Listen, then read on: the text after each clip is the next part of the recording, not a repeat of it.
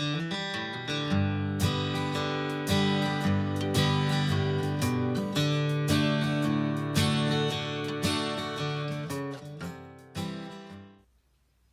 friends, welcome to another card video after a long time. This is Varda Sharma, and today I want to make a card using some of Simon Says Stems goodies, and I will be using different kinds of inks, distress inks, and maybe if time permits some Hero Arts inks.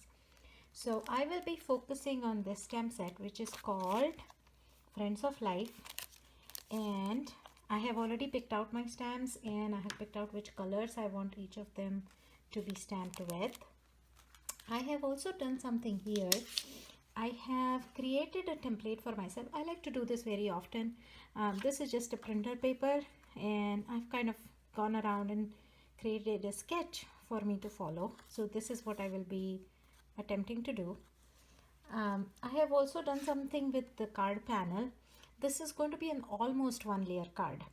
When I want to create cards with stamping, with a lot of stamping, what I typically like to do is I like to work on a panel, typically a rectangle panel or a round or an oval kind of a panel. That way, if I mess up, I can simply turn the other side and still use that paper instead of wasting my entire card base if I'm working directly on the card base. So that's the idea behind having this panel. And then finally, I also get to either foam mount this on my actual card base, or I can just use normal plain adhesive and go ahead with just stamping it like that. For my stamping today, I will not be using the Misty except for the sentiments, because with sentiments I don't trust myself. I will get the sentiments done with Misty. Rest everything I will just be using directly the stamps mounted on acrylic blocks. So that's the idea. Okay, this is about the flower and the greenery that you see here. This is what the Friends for Life stamp images are. I will also be using something to create like an abstract grid on the background, kind of a geometric pattern. Lately I've been a huge fan and I have been attracted a lot to mixing geometric patterns. It's like floral patterns, so that's what I'm attempting to go for here. I want an almost tone on tone kind of a look, so I'm picking up this lattice grid background stamp. I think I will link to the actual product in the description below, but this is also from Simon Says Stamp, and I will be using Simon's Barely Beige ink. So that is the first step I want to go ahead and get started with. When it comes to background stamps, I don't like to put the stamp and turn it around and put it on my paper. That kind of doesn't work for me. So what I like to do is I like to place my stamp down, and I will be simply inking up some parts of it randomly. I don't want the whole stamp to be covered. I don't want my whole panel to be covered. Also, I don't want the top portion of my panel to be covered. So what I will be doing is I will be putting this face down slightly like so, and then I'll go over it with my fingers, make sure I have transferred all the ink, and then very carefully lift it up. So you have this almost non-existent but kind of existent look here. And for doing something like this, either I like to use VersaFine transparent ink, VersaMark transparent ink, sorry, or this Barely Beige is my new favorite because it has just the enough level of detail and it does not overwhelm. The background does not overwhelm when you put more pattern on it. Okay, so let's get started. So I'm going to use the Distress Oxide ink worn lipstick for my flowers, and I'm going to do a fun technique. The technique is, instead of doing dab dab dab, I will be rubbing or scratching my stamp over the ink pad.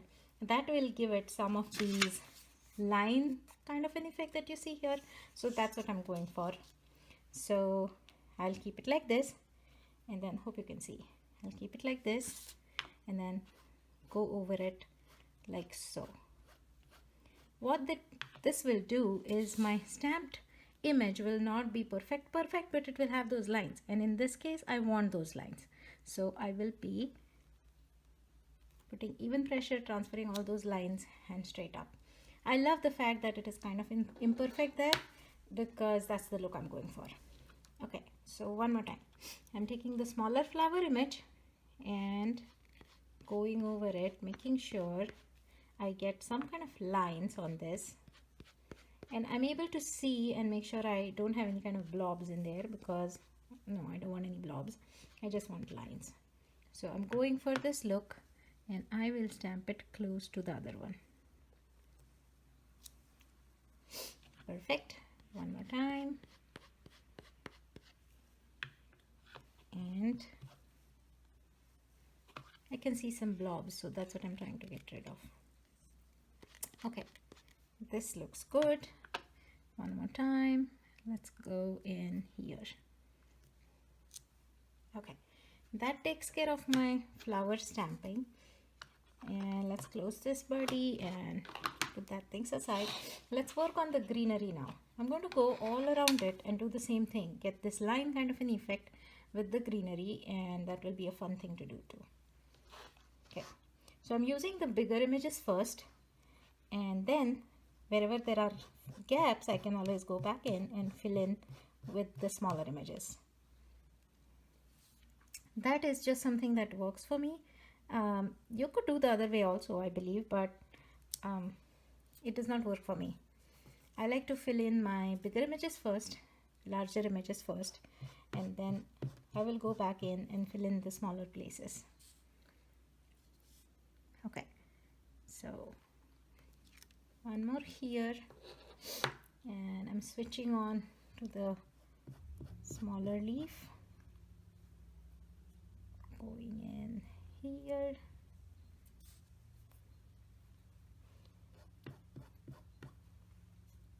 And a little more here. As you can see, I'm not doing any kind of masking or anything, just because I think it's too much work. Okay, I like to do it sometimes, but today I did not think of doing masking. And here, this area seems to be a little less saturated, so I'm going to bring in some more greenery there with the larger one. And add in some color. All right, that looks better. Now we will fill in some of these gaps with couple colors, some green and some pink.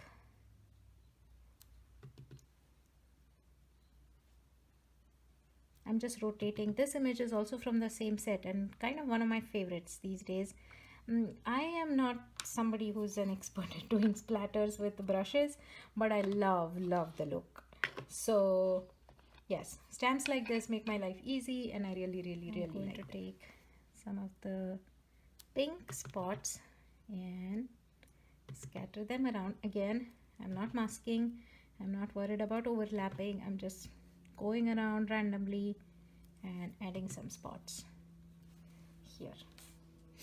I think that's enough for now. Next step, we are going to add our sentiment, and as I said, we are going to use the Misty to add our sentiment because that is the trickiest part. Okay, so my panel is ready.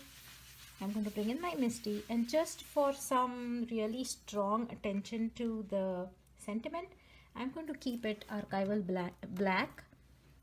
That way it is the most darkest color out here, and it will take all the attention. While I was playing, what I have done is I have mounted the two sentiments. Friends are a beautiful gift to be cherished, in approximately the places where I think they will be going. One more trick that I like to do, I'm sorry for my hand in the middle.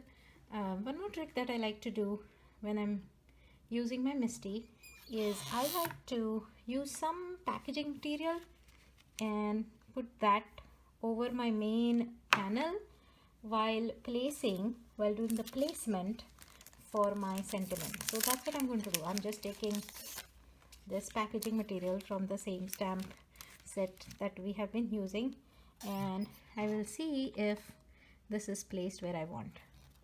I would like this to be a little more higher up, so I get to adjust it, and I don't have to worry about accidentally smudging or anything my panel. So That's the idea of having this transparent packaging material out here. Once I pick it up, I can easily take the packaging material away and ink up my sentiment. So that's what I'm going to do.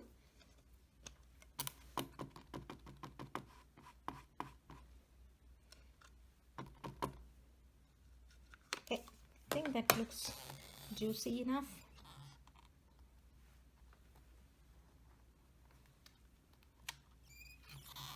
There you have it. I think I'm going to go over it just one more time, just to be safe.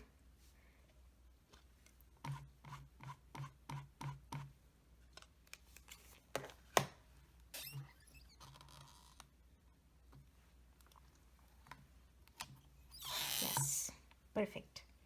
Now repeat the same technique or same trick by bringing in my packaging material, and that's what we're going to do.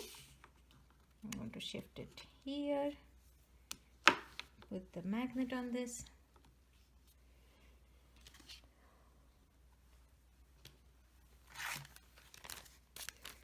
Just hold my packaging material on top and see.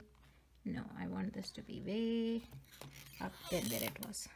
Okay, I'm going to go with somewhere around here. You can take it a little more up. Okay, yeah, that looks perfect. So now I'm going to pick it up, remove the packaging material, make sure my other stamp is not in my way.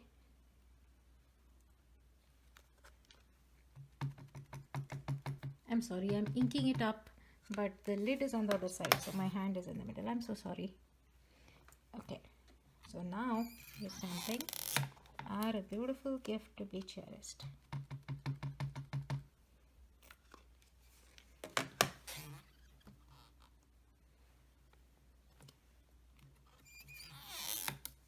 I think that's it.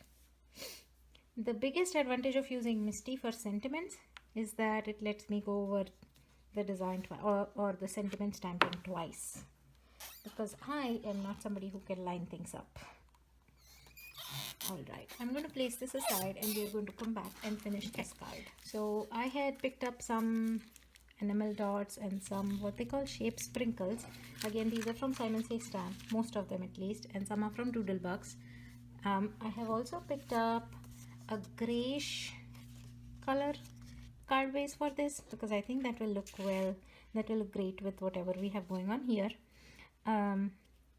I am thinking I should probably foam mount this, so let's do that.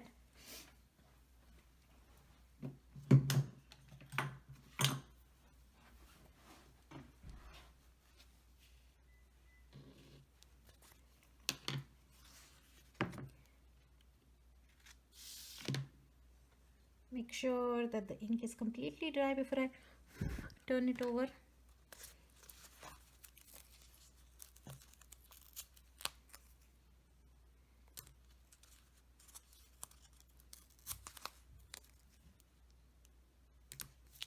I think ever since I got this big roll of foam adhesive, I'm going crazy with foam adhesive, but I am not going to say that. Makes me happy. So it's all good, guys. It's all good. Okay. So now let's go and finish up this card.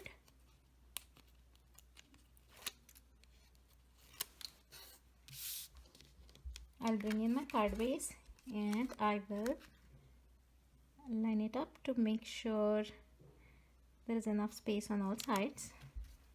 There you have it. Now all I need to do is add a few sprinkles and we're done. I am so happy with how this turned out. Note to self, pick up the sprinkles outside the packaging next time. Kidding. Okay, so that's what I'm going to do. I'm just going to place a few of this in the center of my flowers, and that's it.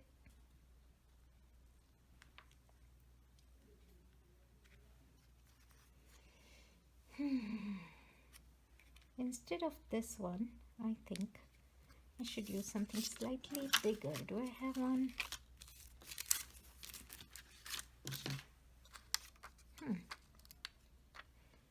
This will do. There you go. This is the finished card, guys. I will be posting more pictures about this and some more still photographs, and we'll call this project done.